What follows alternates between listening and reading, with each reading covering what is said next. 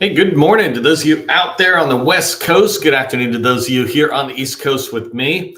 I think I'll be reaching to say it's a beautiful day. It's actually a dark day. It's noon, but it's like, 6 o'clock in the winter or something. But we're going to get started. I'm going to bring the energy to our session. I just wanted to give a quick tip for those of you showing up early and on time. One of the things that just got put out last week, and actually I learned about this from my sister Cecilia, who's in the GovCon community with us. And it's from DOE. They put out their small business strategic plan, how they plan on really driving more small businesses to support DOE. Anyways, the thing I liked about it is when you follow it through, there's just a ton of small business professionals all throughout DOE. And so if you're trying to get into DOE, I would encourage you to look at that plan, engage with Charlie Smith, who's the WOSB over there, and then his team, and then all throughout the different laboratories and offices. You can get a lot of traction over there because DoD is pretty transparent about the small business professionals who can help you navigate. So just a quick tip for those of you showing up early and on time. I see a lot of you engaging in chat. I appreciate it. I'm going to get started here. Let me just make sure I got my slides going. Let's get started in today's training on how to win more women-owned small business set-aside contracts and more contracts for women-owned businesses in FY 2026. I think it is something that is totally within our control, totally within your control, and I'm going to try to drive down into tips that focus on that. If you're not tracking on this is one of the things I like doing is just really understanding the data, understanding the facts. And I thought it'd be appropriate to start off today's training around women-owned small businesses to just really talk about what does that mean, right? Women make up 50% of the population, basically. But women-owned small businesses, they make up 42% of American businesses. Women-owned businesses, they are reinvesting 90% of their income back into the local communities. That's huge. Women-owned businesses generate $2.7 trillion annually to the American economy. That is a massive impact on the economy and obviously all the way down into the community. Women-owned small businesses, they start almost 50% of new businesses in America. In 2019, that number was 24%. 24% of the businesses in 2019 were started by women. In 2024, it was 49% of the new businesses were started by women. These are huge impacts on communities because, again, when these small businesses grow, they hire people, and that money is reinvested back into the local community. I submit women-owned businesses, especially women-owned small businesses, they're the backbone and the lifeblood of American businesses. This is a big deal. I said that women reinvest 90% of their income back into the communities. And if you look at the statistics, and everything I'm saying is based on facts, except for maybe a couple of opinions in a minute. But these things I'm saying, these are facts. You can just research them yourself. But male-owned businesses are like 30 or 40% reinvesting back in. And women-owned businesses, 90%. That's why I wrote here that they're the backbone and lifeblood of American communities. That might be my opinion, but I would say it's pretty close to fact, right? And then women-owned small businesses sure as heck deserve more than the 5% that is being set aside out there in federal contract dollars. And that's funny. It's not even being set aside because less than 1% is set aside. Far less than 1% is set aside for women-owned small businesses. But when you think about this, right, I think that number should be higher than a 5% goal. But I don't personally care about Congress. I don't think they do a good job. I'm not talking about one party or the other. I don't think they do a good job on the Hub Zone program, on the women-owned program, women-owned small business program. I don't think the federal agencies do a good job on it. They give themselves an A grade, yet the Hub Zone program has never hit its goals. They give themselves an A grade on women-owned small businesses, but barely any small business or federal contracts are going to women-owned small businesses. Certainly a fraction of a percent is going to women-owned small businesses. Anyways, so what I want to encourage you to do is forget about Congress, forget about the agencies, and really think about what can we control? And we can control a lot. I've done this before, and I might talk about it again in a minute here in another slide. But one tip I give for you is that whatever your goal for 2026 is, 10x it. And I got this from my friend Nina, who's in here as well, Nina Martin. And she reminded me of this book, and it just came out last week, and you can connect with her. She is phenomenal. She's somebody who you definitely want to know. But she pointed this book out to me, and one of the main theses of the book was you need to 10x your goals, not just double your goals or grow by 20 or 30%, but really accelerate how fast you're going to grow and massively increase your expectations of what you're going to do. So if you're thinking you're going to be a $10 million firm, go to 10 million. The how comes later. But first off, it starts with having the vision to be so much larger than where you had it. Because if you have the vision here, 10x, then you might fall down to 8 or 9, right? But if you have the 1x, then you're falling down to a fraction of 1. And then the other thing is, it's not about working 10 times harder. We have family lives, right?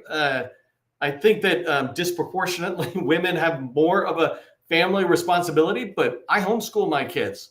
So I'm actively involved. I have a life. I don't want to work harder. I want to work smarter. And there are ways you can work smarter. And hopefully I'll give you some tips in today's training on that. So if you understand that women-owned small businesses rock, that they're the backbone of America, and that they should be growing faster than they are, put women-owned small businesses rock in the chat. Let's start this off by bringing the sunshine into the chat that's not outside in the sky. All right. I'm going to break up today's training into 3 sections because there's 3 steps basically that I'm going to teach you on how women-owned small businesses can 10x what you're going to grow and where you're going to grow to in 2026. First thing we're going to do is talk about having a clear, focused offer. This is vital. People need to be able to zero in on what it is you sell. Second thing is by building strategic relationships, you're going to find far many doors will open up. So I'll talk about why that's important, and then I'll talk about the how of it. And then finally, I'm going to wrap up with how to push opportunities to women-owned small business set-asides. This is really important. I'll talk about it again in a minute, but you can eliminate more than 97% of your competition if you can push it to women-owned small business set-aside. And I'm telling you, we're not waiting for the government, the contract officers, or whoever to do that. We're going to come with the data and evidence and convince them to do that. They're going to go, oh my God, it totally makes sense. I should set aside a woman-owned small business competition, right? You don't sit there and wait for them to do it. We sit there and make it happen in a cooperative way, but we make it happen. So that's what I'm going to talk about today. If you don't know who I am, my name is Neil McDonald. I'm the president of the GovCon Chamber of Commerce. I am founder of Call Plan AI. And I want to welcome you to my federal sales training, where I provide tips for success in the federal market. After I got out of the Army, I spent 20 years in the federal market as a government contractor. Since 2018, I've been teaching people like you that government contracting is not a secret. It's just a process. When we follow a process A to Z, we have repeatable, predictable results. This is what I want for you. This is absolutely what I want for you in FY2026 and calendar 2026 next year. Predictable success. If you're out there and you haven't followed me already on LinkedIn, follow me. Pretty much the only content I put out is content that will help you as a government contractor succeed in the federal market. Also, make sure you subscribe to Government Contracting Success. This is my newsletter on LinkedIn. It is the largest government contracting newsletter on LinkedIn, growing faster than DoD, larger than DoD's newsletter. And it's because the only things I put in there are things that directly help you grow. Again, I'm about federal sales and I'm about your success. Okay, last thing on this slide, just quick mention that tomorrow's training is helping federal buyers find you. One of the biggest problems we have out there with interacting with our buyers is that they can't find us. And so tomorrow is helping federal buyers find you. If you haven't registered on LinkedIn, go do that. Love to have you join me. Okay, I got 21 minutes and a whole bunch of 8 hours worth of content. Let's start off with understanding that in order for women-owned small businesses, and really any business, today's training, I'm focused on women-owned small businesses, but I teach a process that is applicable to every single small business in government contracting. But in today's light, right, in order for women-owned small businesses to have success with federal buyers, federal agencies, and in 2026, you must have a clear, focused offer. A clear, focused offer is one that is just so easy for anybody to understand. I call it a hook, right? So if you've ever heard this term elevator pitch, where you get on an elevator and you got an elevator ride up, and so you've got that much time to convince the other person to keep talking to you or buy what you're selling or whatever it is, right? That's the elevator pitch. But that means you have to get on the elevator to be able to go up. And so somehow you need to be invited on the elevator. Say, all right, come on in. Let's hear that pitch, right? And that's called a hook. If you've ever gone to a networking event at a local chamber of commerce, they often do this at like a breakfast event where they say, hey, everybody stand up 5 to 15 seconds. Tell us what you do. Hi, I'm Neil McDonald with ABC Company. We do Microsoft SharePoint services. That's the hook, right? And you need to have a clear hook or clear focused offer that people can understand. And so I write here that it's easy for anybody to understand. And I use SharePoint as an example, right? Microsoft SharePoint services. It doesn't mean everybody's going to buy from me. What it means is that the people who I want to reach will sit there and say yes or no, right? There's only 3 answers you get from people. The people who go, huh? And if they say, huh, you go back to just talking to them about the weather, right? They're not your customer.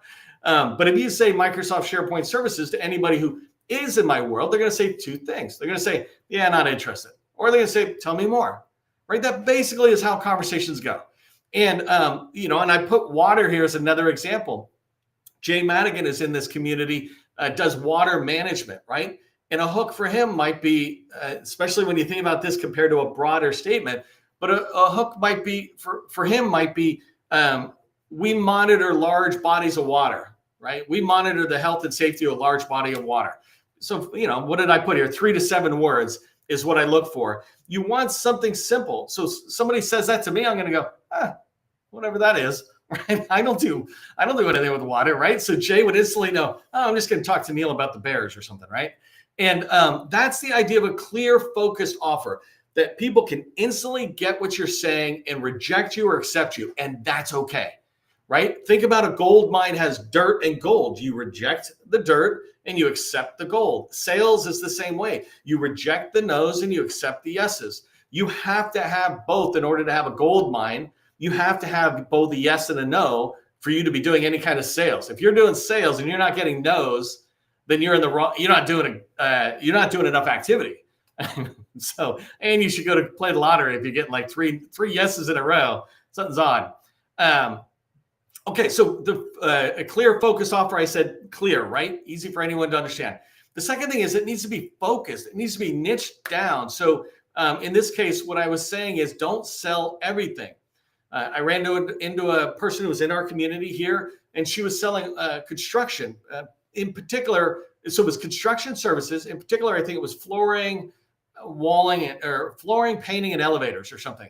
And so as we had a conversation with her and she learned, she just acknowledged to herself that the elevator services was her preferred and it was also the most profitable. She started saying that she does elevator services. She focused down from construction, from 3 types of construction to 1. Now, when she goes in and does elevator services, and that's what she's selling, what do? We do elevator services. We do elevator installation and services, right? That clear thing. When she goes in, though, and she's talking to that buyer, then she can expand. I notice those floors are pretty ratty. You want me to replace them, right? I know we just installed a new elevator and we're going to make this part look good, but the rest of the hallways look bad. You want us to put a fresh coat of paint on it, right? You can expand what you sell once you're in a customer. But when you're trying to grow your business, when you're trying to get more sales, more customers, you need to have a clear, focused offer. And focus means really niche down. For me, I said I sold Microsoft SharePoint. I didn't say I sold everything Microsoft. I didn't say I sold software development. I didn't say I do IT or information technology. I said I did Microsoft SharePoint services. One product that Microsoft had was my clear, focused offer. And when you do this, you're able to fight FOMO. One of the problems with us small businesses is that we fear that if we say we only do elevator services or we only do cybersecurity, then we're going to miss out on these other opportunities. And that's not how it works. Those other opportunities and your opportunity, your clear, focused offer, are all rabbits. And if you try to chase 3 rabbits, you're not eating dinner tonight. That's kind of the line in sales. If you chase 2 rabbits, you're not eating. And so niching down allows you to fight FOMO and stay away from all the possible things and just focus on what are you good at and drive towards that one thing. And I already kind of alluded to this, but you have to believe that one thing is going to be a beachhead. So for me, I would use, let me just use Rafa, who does elevator services, right? She gets in with elevators. Now she's a trusted provider to like a VA hospital as an example. And she does do construction, right? She has teaming partners who can do that. So she can expand, but she used elevator services as a beachhead If you don't understand a beachhead, think World War II and D-Day, June 6th, when we went into Europe, right? The Americans in particular went into Europe, well, I guess with our allies, but we went into Europe, right? We established a beachhead. First you get in, and then you start bringing supplies and tanks on, and then you can go farther inland into Europe. Well, we did the same thing in sales. We just get an opportunity, and then we push farther in. So you have to believe that if you niche down, your clear focused offer is niched down, that it will serve as a beachhead for you, and you will be able to grow within that customer to wherever you want to grow. But the first thing is to get in. All right, so do me a favor really quick. I don't know if some of you are already doing this, but write down, what is your clear focused offer? If you just have, 3 to 7 words, what is your clear focused offer out there? And I'm trying to see if some people did it. Like here, Barbara writes, we do all things cybersecurity and CMMC compliance. I would challenge Barbara softly that cybersecurity is too big. Do you do offensive cyber where you attack China? Do you do defensive cyber where you're protecting against China? Do you do risk management framework, ATOs? Do you do information assurance, which is basically, for everybody else, it's cybersecurity on software or something? So there's all sorts of things in cybersecurity. And if you say I do all cybersecurity, you won't be able to tighten down into whose door to knock on, et cetera. Barbara, thanks for letting me use you as an example there. But that's a perfect one, right? I do like Lisa's where it's forensic accounting. I'm assuming to anybody in her world, that would make sense immediately, right? It's like, don't talk to me or talk to me. But forensic accounting and fraud examiner, that stuff just, it seems to me, and I don't know what it is, it rings true. Like I can guess, right? So somebody who she's actually targeting will get it in a second. All right, so write down. I want to look at those later and see what's there. Land and expand. I like that, Brett. Okay, so the first thing is have a clear, focused offer. I should have put somebody write that in if you haven't done that. Put clear, focused offer in the chat. Second thing you need to do is to develop strategic relationships. If you want to have success in 2026, you will not do it alone. You will do it with strategic relationships. In sales, especially in government contracting, for 20 years as I was a small business owner, I heard this myself, right? It's not what you know, but it's who you know. It's not what you know, but who you know. And I would modify that a little bit to sit there and say, well, it's not who you know, but who knows you, right? They say that people buy from those they know, like, and trust. And so when I say modify it to who knows you, it's important that they know you more than you know them.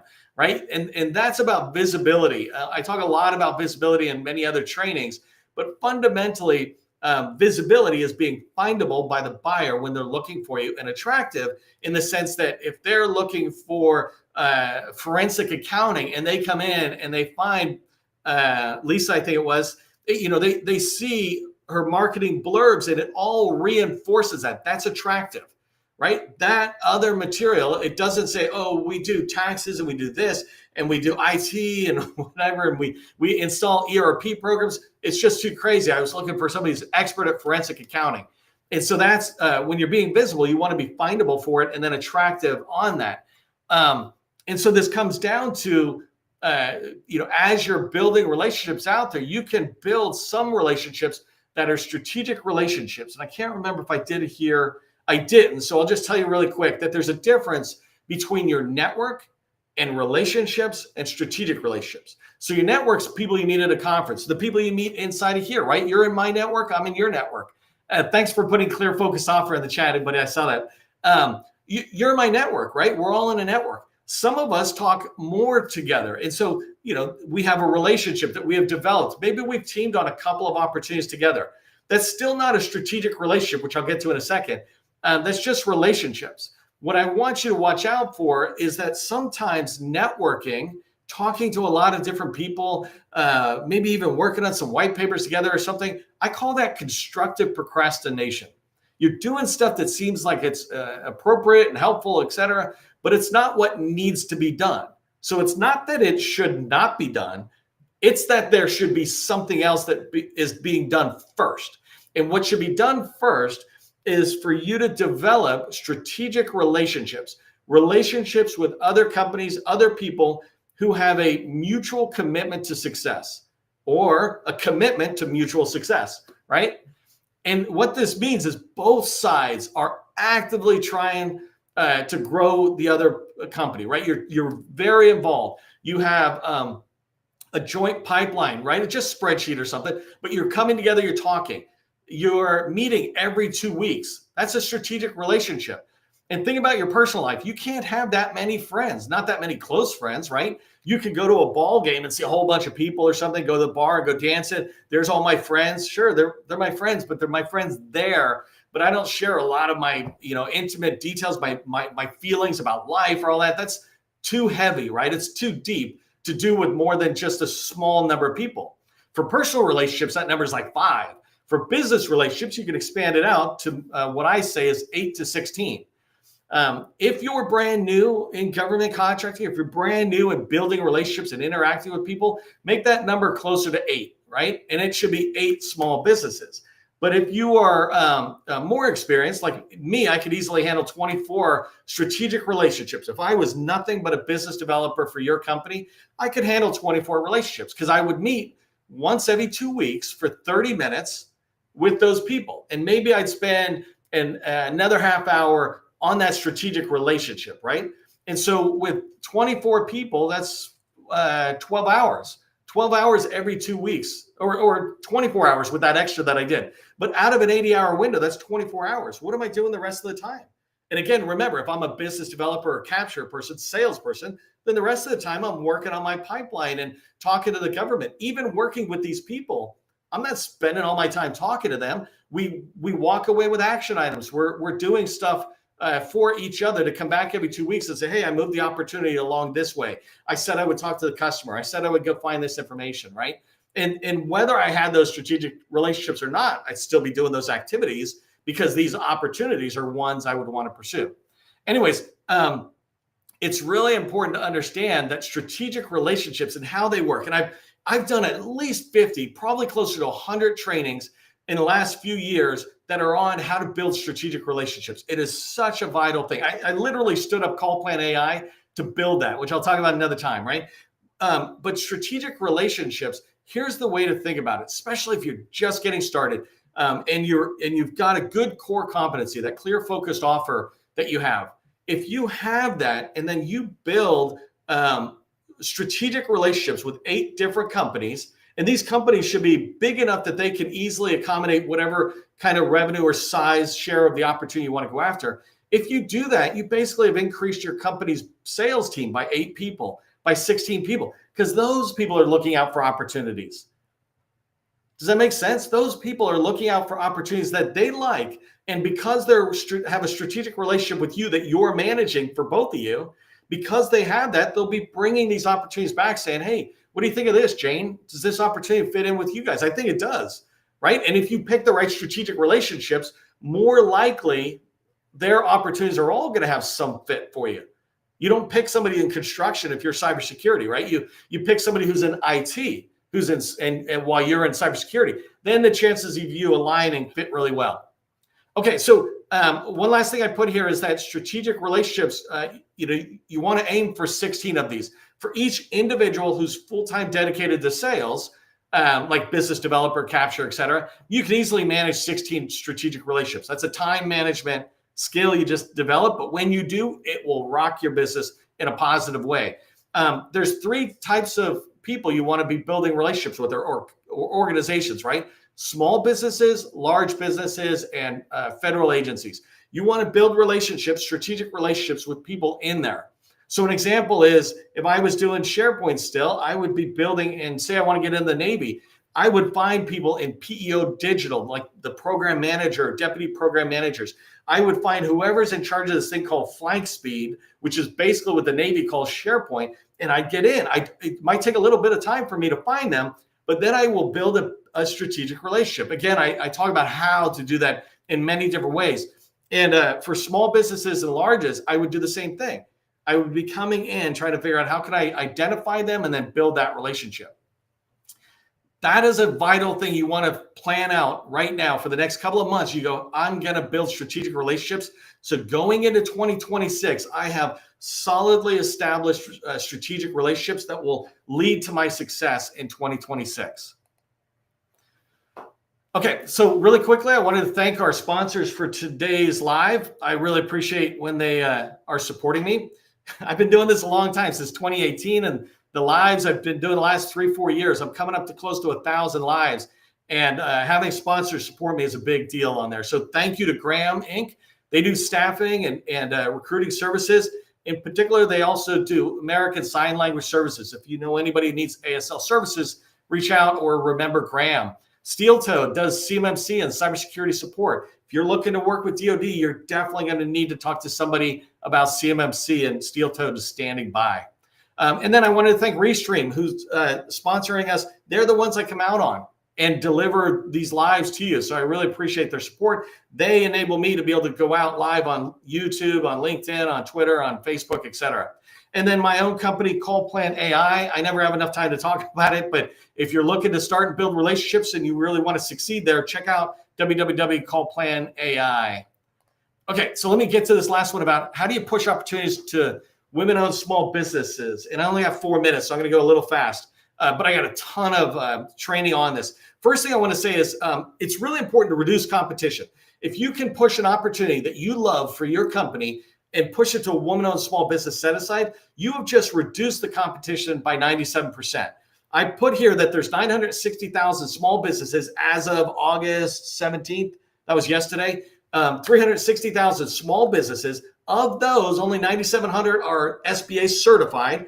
And when you push this to woman-owned small business, only those 10,000 firms now can compete. Imagine 97 people in a room and the government says, hey, 100 people in a room and the government says 97 of you leave. Now you got three people, you and 2 competitors.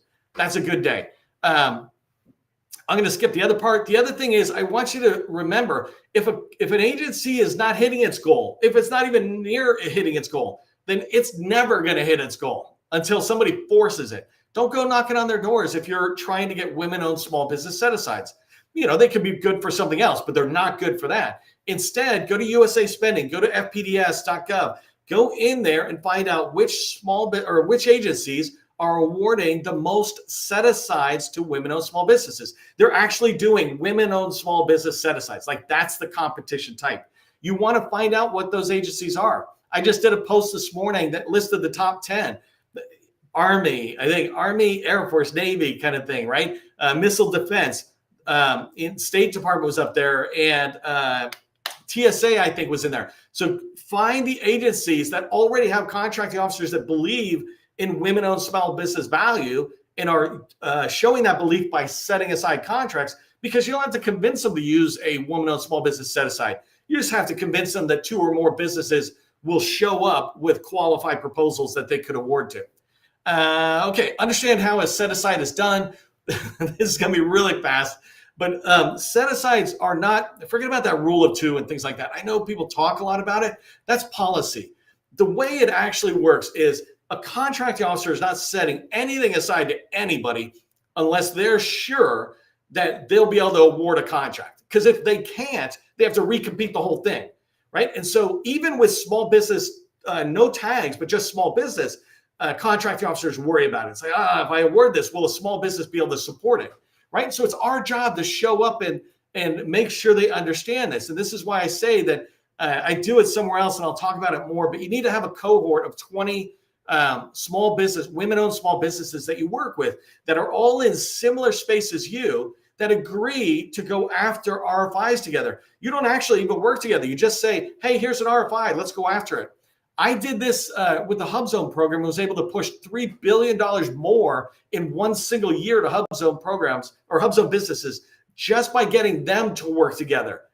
So it's a big deal. But if you understand how the approach works, it starts with market research, the sources sought, right? The government needs to get enough sources sought responses in order to have confidence that they should set it aside and that they will get enough proposals that they can weed out the non-compliant ones and still have compliant good ones to award a contract. So those are the 4 steps.